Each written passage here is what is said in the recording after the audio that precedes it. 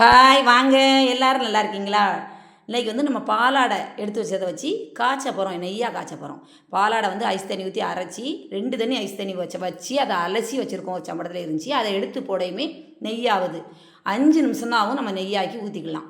போட்டு நம்ம முருங்கலையை உருவி போட்டு அதை பொரிஞ்சுடுதான்னு பார்த்தா நெய் பதம் வந்துடுது.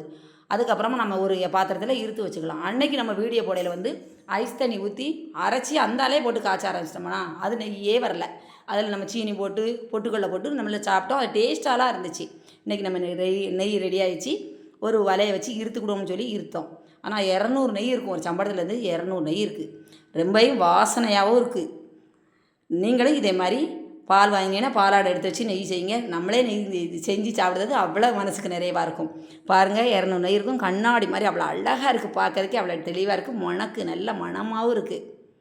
ரொம்ப வாசனையாக இருந்துச்சு அதை பார்க்கறதுக்கு.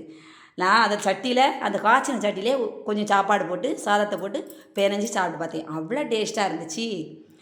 நம்ம சேனல் சப்ஸ்கிரைப் பண்ணாதவங்க சப்ஸ்கிரைப் பண்ணுங்க, லைக் பண்ணுங்கள். அடுத்த வீடியோவில் பார்ப்போம். ரொம்ப டேஸ்ட்டாக இருந்துச்சு. இதே மாதிரி நீங்களும் நெய் காய்ச்சி இப்படி போட்டு சாப்பிட்டு பாருங்கள். அதில் இருக்க டேஸ்ட்டு வேறு எதுலேயும் இருக்காது. அவ்வளோ டேஸ்ட்டு இருக்குது நெய்யில்.